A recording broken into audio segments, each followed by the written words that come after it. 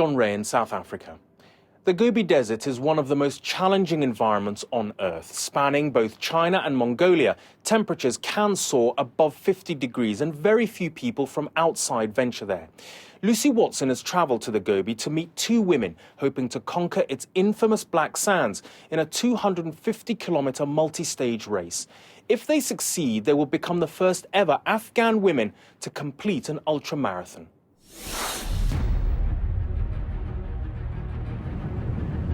This is the story of two Afghan women battling with their culture, the elements, and themselves, taking on one of the world's toughest endurance races.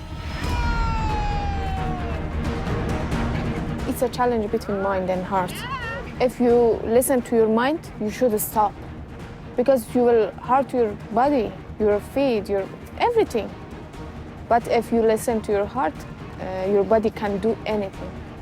I want to make a place for the other women to do sports. This is the big thing that I can do, opening the way for the other women. But they're at the mercy of this, the majestic yet inhospitable terrain of the Gobi Desert. An ultramarathon that stretches for 250 kilometers across China, over snow-capped mountains and shifting sands. It will take them 7 days to complete, walking and running. This is a beautiful area of the planet spanning 2 countries, but it's also an extreme one. In winter, temperatures plummet as low as -40. In summer, they reach +50. With powerful winds whipping across it, it can be a brutal environment.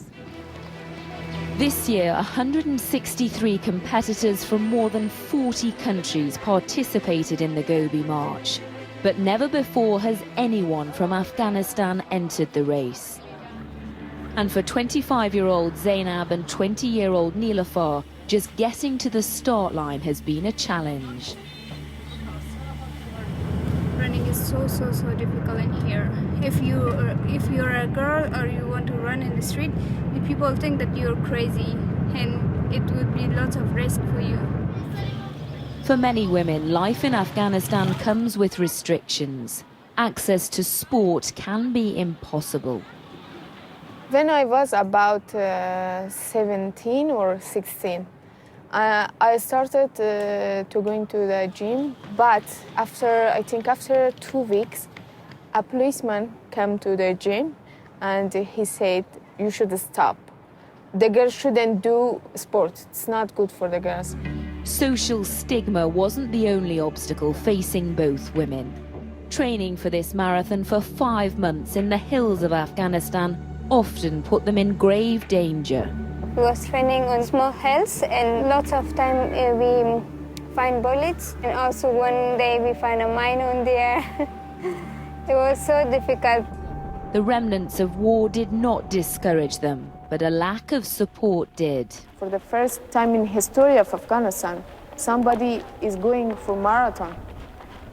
It makes me really sad. That's nobody encourage us.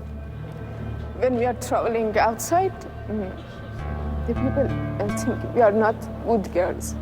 It's not enough that just your mother encourage you. It makes me really sad.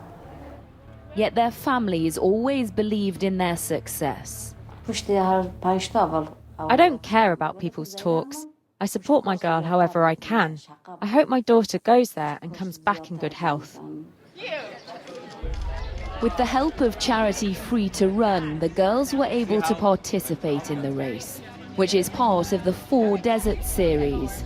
And so this summer, camping for the first time in their lives and carrying everything they'd wear and eat for a week, they were taken to the start line.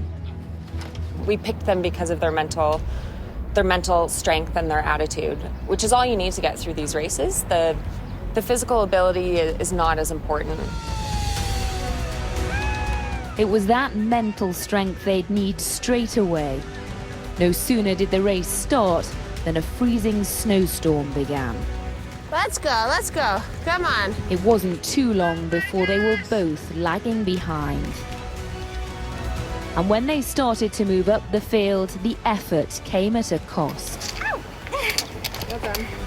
Their novelty sunglasses hid a world of pain. Come on, let's go lie down. Niloufar broke down. Let's get your shoes off, hon. It was at moments like this, during the first few days of the race, that the women relied on the support of the camp. They took strength from each other and their faith in Islam. Both inspired a new resolve heading into day 6 and the penultimate stage. A grueling 80-kilometer trek under the scorching desert sun. When I'm running, I really feel free, and it makes me strong. During the race, when I was running or walking, I was just thinking about my past life. And after this, I will start a very, very new life. This stretch took them through day and night. But with 20 kilometers to go, Zainab hit the wall. She felt she couldn't go on. Just put your shoes back on. You don't need to talk to us. That's fine. No, but they're gross. Just put your shoes on and let's get moving. Pain's temporary. Quitting will last you for the rest of your life. I'm emptying My your feet shoes. was really painful, and I thought I can't continue. And I said, you can leave me, team. You can go. Niloufar is enough for Afghanistan. She can bring a medal for Afghanistan. It's enough. She's got to do it herself. She's got to do it herself. We're not pulling you through. You got to make this decision. I think it was a challenge between my mind and my heart. My mind said you should stop, and my heart suddenly, for 1 second, said, Zainab, you can go. Just go. With the aid of her team, Zainab stood and walked on with Niloufar. And into the next day. Drumbeats and cheers welcomed them back to the camp. The back of the race was broken. I joined them with just 11 kilometers left to the end. But the Gobi Desert was to have the last word. Everybody who is inside the tent, please come out of the tent and go against the wall on the other side. A mighty storm was looming.